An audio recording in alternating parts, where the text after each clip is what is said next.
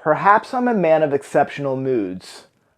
I do not know how far my experience is common. At times, I suffer from the strangest sense of detachment from myself and the world about me. I seem to watch it all from the outside, from somewhere inconceivably remote, out of time, out of space, out of the stress and tragedy of it all. This feeling was very strong upon me that night.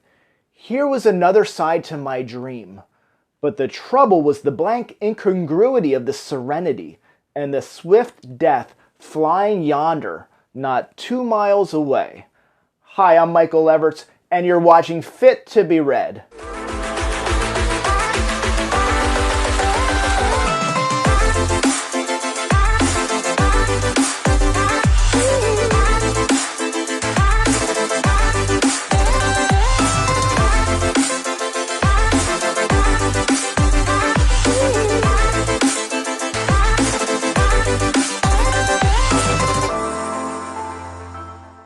In War of the Worlds, H.G. Wells shares an idea of how it might look if our normal everyday lives were interrupted by a Martian invasion.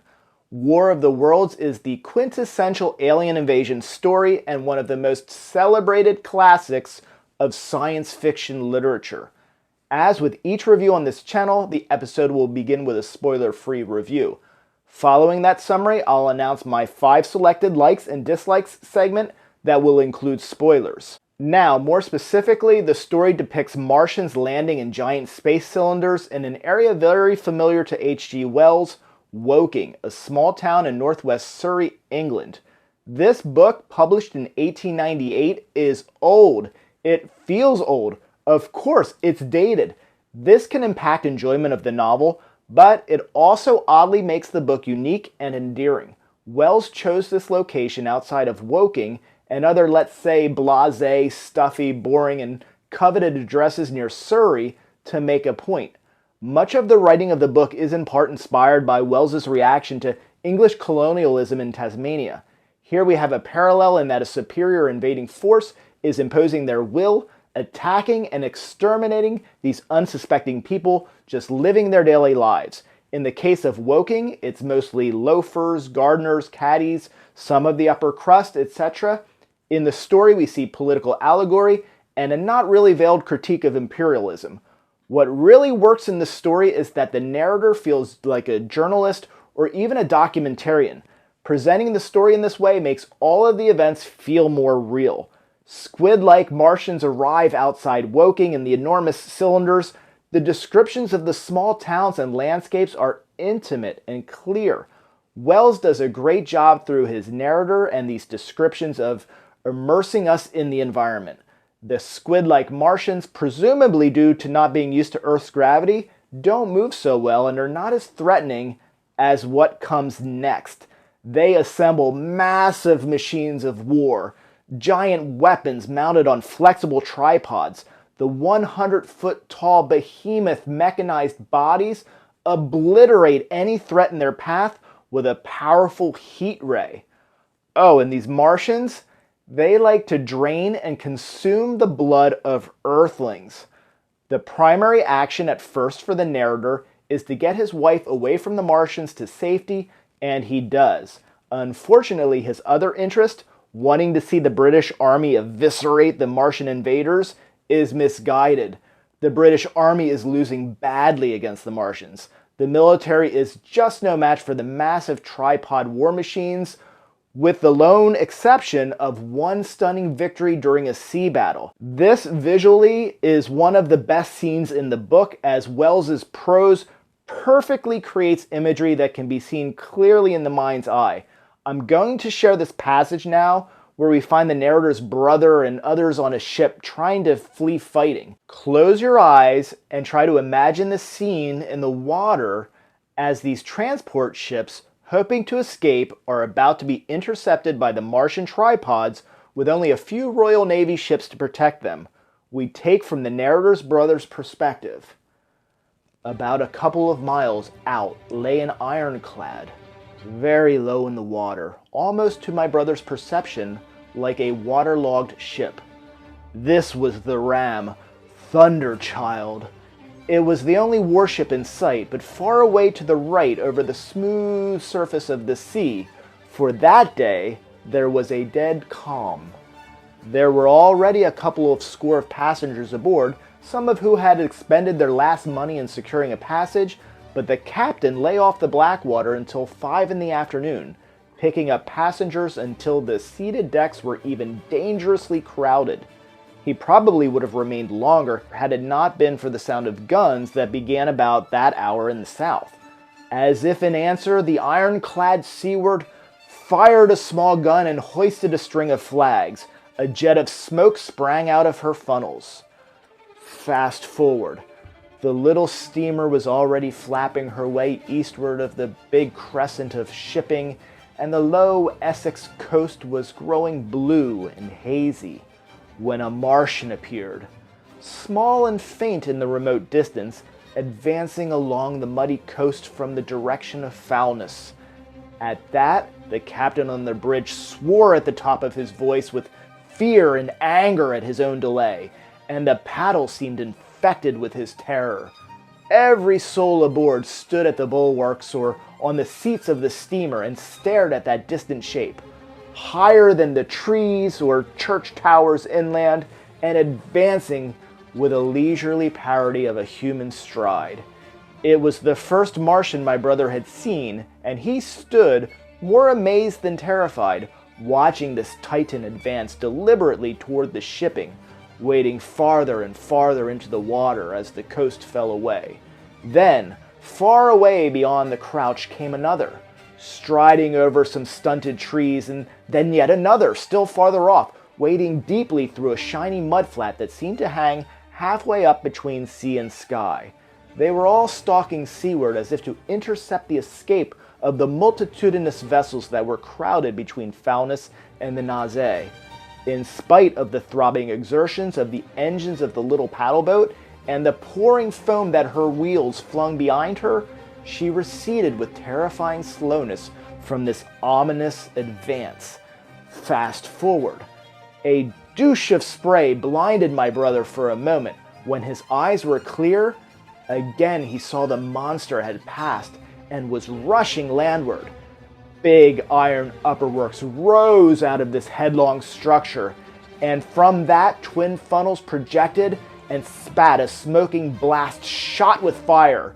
It was the torpedo ram, Thunderchild, steaming headlong, coming to the rescue of the threatened shipping.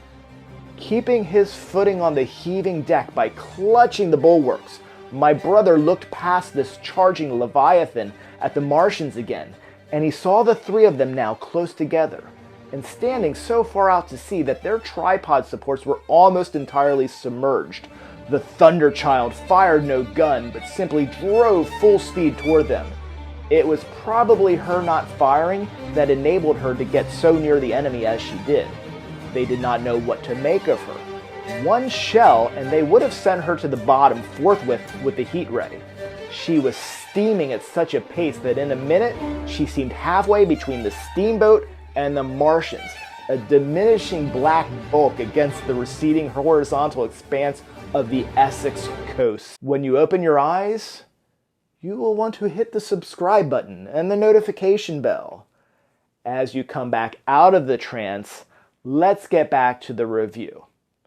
Okay, now we meet a few minor characters along the way in this story, most of whom are not worth more mention other than an artilleryman that the narrator meets while he's hiding and later loses track of again during another attack, and a curate he meets, travels with, and hides with. The most interesting relationship in the book comes from the experience of the narrator and the curate hiding together from the Martians. They are trapped, hiding in a house, and they must keep very still and quiet to avoid drawing the attention of the Martians.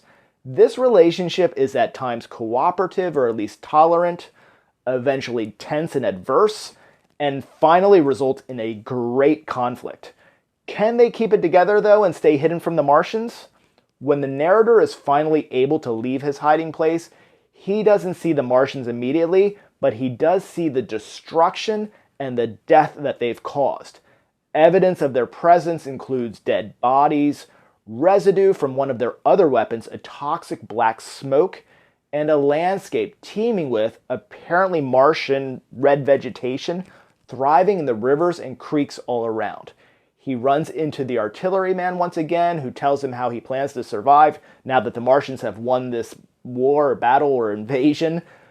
Maybe it wasn't a war at all because it was just such a dominant thrashing by the Martians. The narrator is at first intrigued, but then turned off to it once he realizes that the man is all bluster and no action. Whether the Martians prevail or not is the part of the book that I don't plan on spoiling until now. So stick around if you've read the book and you're ready for my 5 likes and 5 dislikes for War of the Worlds. Like number 1. Not sure this is a credit to the author as it is to simply the passage of time. I don't love dated sci-fi, but in this case, as an observation of classic foundational literature, trying to envision the reception of this work prior to even the advent of the accomplishment of flight is delightful. While first reacting to the material as dated, it's easy to scoff at how our current military would rain havoc upon the pathetic Martian scourge. When we consider the technology at the turn of the century, the 1890s, the reader can enjoy this in the same manner we would enjoy historical fiction. Like number 2, the twist at the end is a great solution to defeating an insurmountable enemy. The military and the people cannot defeat the Martians, but the planet can. This, to me, is a really fun juxtaposition to our more modern worldview where we more predictably are likely to destroy our own planet than to be bailed out by it. Dislike number 1, that same twist at the end is just really sudden, immediate, and it lacks fanfare.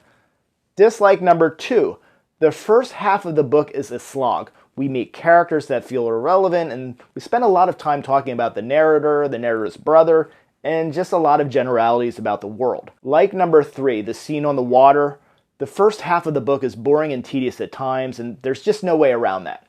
Thunderchild, the ironclad, facing down the Martians, that was really brought to life for me, and while compared to other sci-fi, the battle scene's not mind-blowing, but the author creates a perfectly vivid and mammoth scene and evokes the appropriate corresponding emotion. Dislike number 3. Following the narrator's brother was a distraction that didn't serve the story. The scene with the ironclad as mentioned is great, but we didn't need his brother for that. The book was published in 1898, and this is a criticism more than 100 years late of the author, so basically inconsequential, but it fills a dislike slot nonetheless. Dislike number 4, the world feels small. While the focus on Woking, Surrey, Kent, and the small towns is picturesque, and it serves the story well, Wells doesn't develop well the threat to the Earth and all of humanity. One of Wells's fears of the current political state of the world was the idea of war eventually showing up in the cities, hence London being a focus of the story. The beginning of the book considers the world as a whole, but once the Martians invade, we, rightly so, focus on England and England alone, but he never really brings us back to considering humanity and the implications for the rest of the world. There is lip service, but not connection. Like number 4, the time spent with the curate is a great mini conflict in the story, and it creates a great tension. I'm not saying anything new or surprising announcing that I like a trope where 2 people need to stay quiet and one of them is having more difficulty than the other. Wells pulls the moment off very well. Dislike number 5, it's probably too easy to say that lack of character development is a dislike, so I won't paint with that broad brush. This story wasn't about rich and exciting characters, but given that we follow the narrator throughout, the story would have been served had we gotten a little bit more on him. We don't know his name, we don't know much about him other than that he has a brother. We get a little sense of him and how he eventually shuts up the curate, but there was an even greater opportunity there for us to get just a little bit more of a connection to the main character, and this was a connection that I was really yearning for and didn't get. Like number 5, there's a brief mention that Martians might eventually look to Venus as Earth must eventually become too cold, right? I don't know why, I just found this really humorous. So while in the more distant future that may not be so inaccurate, but ring ring, who's there? Collect call 2021 global warming calling. Will you accept the charges? No, this isn't really one of my likes, but like number 5 is the only real estate left in this episode, so we're dumping that in there. I'm of course accepting the charge that War of the Worlds is fit to be read. It is a timeless classic spawning or influencing many classic novels, television, film, and popular culture. And on its own, it's an engaging and well-written story of alien invasion. Thank you for watching. I'm Michael Everts. This is Fit to be Read. Please like, please subscribe, please click the notification bell wherever it is, and YouTube will let you know every Thursday at 1 o'clock when I release new content. Thank you.